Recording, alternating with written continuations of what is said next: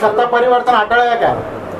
सत्ता परिवर्तन अटळ आहे आणि महाशक्तीशिवाय सत्ता बसणार नाही आणि वेळ आली तर महाशक्तीच सत्ता बसणार. महाशक्तीची प्रचाराचं नारळ फोडलं, मतदाराची भेट घेतली, कसा प्रतिसाद मिळाला? खूप मला वाटतं हे पहिल्यांदा मी पाहतोय का एका रुग्णसेवकाच्या पाठी एवढ्या ताकदीनं लोक उभे राहताना मी माझ्या प्रचारात पण एवढे पाहिले नाही. एवढं प्रेम सगळ्या जाती धर्मातल्या लोकांनी, म्हणजे बरेच लोक तर स्वतःहून प्रचारक बनत आहे. मी मग सांगितलं का एका भगिनीनं स्वतः दुर्गा मातेजवळच प्रार्थना केली का आमचे बाबा मिस्त्री निवडून आले पाहिजे. ही खरं हा देश आहे आमचा. आम्हाला ही अपेक्षा आहे का एका मुस्लिम उमेदवारासाठी एक हिंदू प्रार्थना करत असेल तर ही लोकशाही अपेक्षित आहे आणि ते इथं चित्र चांगलं उभं राहत आहे. प्रहार जनशक्ति पार्टी आने वाले समय में किन मुद्दों को लेकर महाराष्ट्र विधानसभा चुनाव लड़ने जा रही है और कितनी सीटों पर इस बार जो है महाराष्ट्र के चुनाव में उतरी? तो मुद्दे तो बहुत 20-30 है, इतने मैं नहीं बताऊंगा, लेकिन बजट की डिज़ाइन जो है वही नहीं बदली. क्या कांग्रेस और भाजपा के सरकार में क्या फ़र्क रहा बजट के अंदर? वही बजट के अंदर फ़र्क नहीं रहा. खाली योजना का नाम बदला, दूसरा कुछ नहीं हुआ है. हम बजट का ढांचा बदलने जा रहे हैं. यानी कांग्रेस जिस घर में रही थी उसी घर में भाजपा रह रही है. कोई फर्क नहीं है.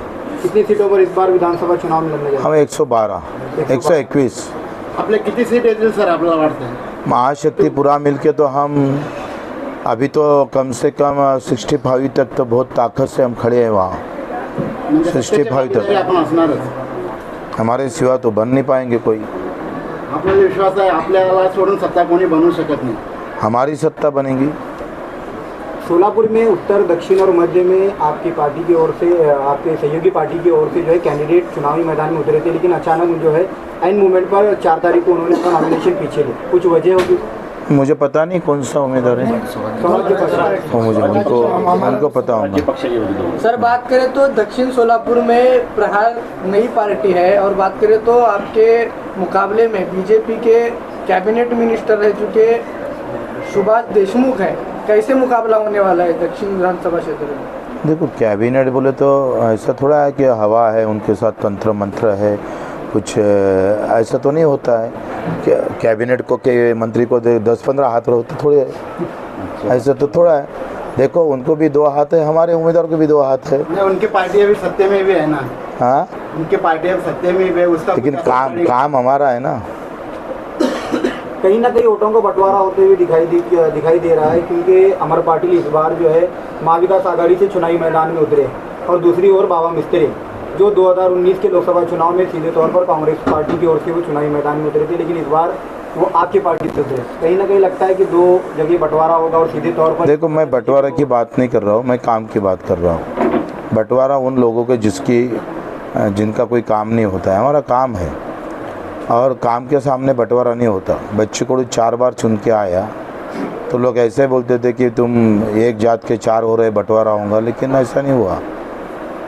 देखो काम के ऊपर ही चुन के आए. बिल्कुल उनके रुग्ण सेवा ही उनको चुन के लाएंगे. भाऊ एकीकडे लाडकी बहीणसारखी योजना सरकार राबवत आहे आणि दुसरीकडे महागाई देखील वाढत आहे. या मुद्द्यावर कोणीही न बोलता फक्त जातीपातीचं सध्या राजकारण सुरू आहे. लाडकी बहीण दिली की ठीक आहे, पण मला असं वाटतं का आम्ही कुठं मागितली होती लाडकी बहीण? लोकांनी थोडी मागितली. तुम्ही ते मतासाठी केली हा गोष्ट. लोकांनी दुधाला भाव मागितला होता का, शेतीमालाला भाव मागितला होता, मजुराला मजुरी मागितली होती, रोजगार मागितला होता. ते देणं तुम्हाला शक्य झालं नाही आणि मग एक फुसका ॲटोम बॉम्ब आणला, तोही फुटला नाही पुरा. लाडकी बहीण न सरकार खाली खेचणार, कारण त्याच्या कर्तबगार बहिणी फुगा उपाशी आहे ना.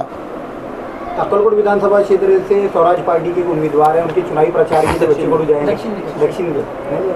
नहीं हो तो हमारे वो यहाँ हमारे उनके साथ युति नहीं है. स्वराज अलग लड़ेंगे, हम अलग लड़ेंगे. अक्कलकोट विधानसभा क्षेत्र में मुकाबला जो है माजी गृह राज्य मंत्री से आपके कैंडिडेट का होने जा रहा है सर. अक्कलकोट विधानसभा क्षेत्र जमीर शेख. वो जमीर भाई का अभी तो मैंने कुछ उनका मालूमात ली नहीं, देखते अभी आज शाम को हम बैठते थोड़ा क्या करना है आगे। राज्य के माजी गृह मंत्री रह चुके हैं। देखो अभी हमने बोला था कि पहले यही सीट पर पूरा ताकत लगाना है और पहले बाबा मिस्त्री हमारे सामने है, तो उसके साथ जमीर भाई का जमेगा तो देखेंगे। प्रहार जनशक्ति पार्टी इस चुनाव में सबसे बड़ा विरोधक किसको मानती है, बीजेपी या फिर जातिवादी शक्तियाँ? नहीं, दोनों भी सरके हैं। कांग्रेस और भाजपा में कोई फर्क नहीं है। मैंने अभी बताया दारू वही है, बॉटल बदली है, कोई फर्क नहीं है। उतनी नशा है उसमें, जितनी भाजपा में है उतनी काँग्रेस में है। हो जे जातीवादीचं राजकारण करतात, जे आपले विरोधक आहेत त्यांना काय सांगणार? मला असं वाटतं का 75व्या वर्षापर्यंत आपण म्हणजे आता आपण 75 वर्ष पूर्ण झाले, या देशातली एक सार्वजनिक वस्तू चांगली आहे मला सांगा, एक तरी. काय तहसील कार्यालय न्याय देतं आम्हाला, काय कलेक्टर कार्यालय न्याय देतं, महानगरपालिकेमध्ये काय अवस्था आहे, जे जे सरकारचं आहे तिथे इथं सगळी लूट आहे. 6 मंत्रालयामध्ये जर करप्शन होत असेल तर मग 12 मंत्री तिथं बसून फायदा तरी काय आहे? काय बदललं आहे देशामध्ये?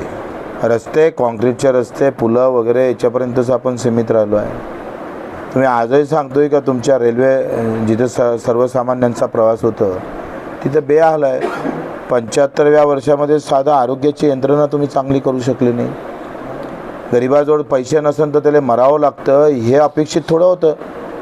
स्वतंत्र भारतामध्ये एक मोठी आर्थिक विषमता निर्माण होत आहे, प्रचंड आर्थिक विषमता.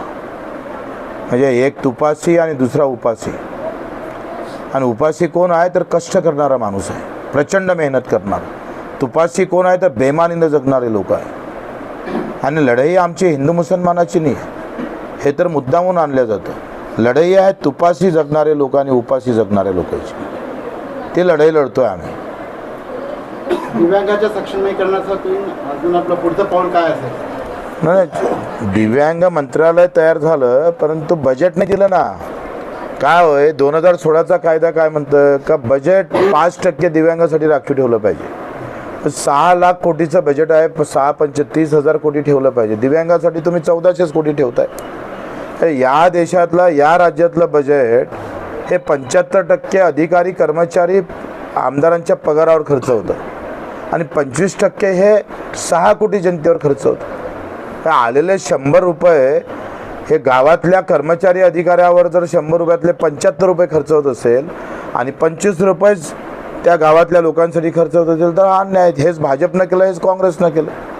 आने वाले समय में जिस प्रकार से ओबीसी के लोगों का ये कहना है कि मराठा रिजर्वेशन हमने से ना हो, मराठा आरक्षण की मांगों भी मुद्दे उठ रहे हैं. उसके बाद जो है एससी में समावेश करने की बात हो रही है. मुस्लिम समुदाय को 5% रिजर्वेशन बम्बई हाईकोर्ट का जजमेंट आने के बाद दे दिया चुका है, लेकिन सरकार उसको इम्प्लीमेंट नहीं करती. क्या आने वाले समय में बच्चू कडू इस मांग को उठाएंगे? देखो, सब समाज जब अच्छे राह पर और वो बलवान बनेगा तो देश बलवान बनेगा.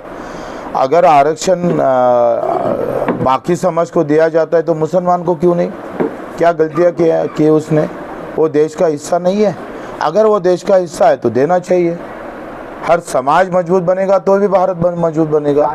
कोई एक भारत का कोई एक हिस्सा अगर बेकार है तो उसे भारत बलवान नहीं बन सकता है. समाज के साथ ही भारत खड़ा है, तो समाज के बलवान पर ही, ताकत पर ही भारत बलवान हो सकता है. और मैं भारत का सोचूं तो फिर हिंदू मुसलमान आया कहाँ? तो आरक्षण की ज़रूरत है तो बिल्कुल उसके लिए लड़ेंगे हम, कोई प्रॉब्लेम नहीं. मतदारांना काय आव्हान? सगळ्या मतदारांना नम्र आवाहन करतोय का बाबा मिस्त्री एक सच्चा सेवक आहे. त्यांना कार्यकर्ता म्हणून पाहावं, जात आणि धर्म म्हणून पाहू नये. एक सच्चा कार्यकर्त्याची जात, सेवा एवढीच असतं आणि सेवेच्या रूपातून आपण त्याला पाहिलं पाहिजे. तुम्ही लावलेले जे चष्मे आहे धर्माचे ते काढून ठेवा आणि कार्यकर्ता म्हणून आमच्या बाबा मिस्त्रीला पहा.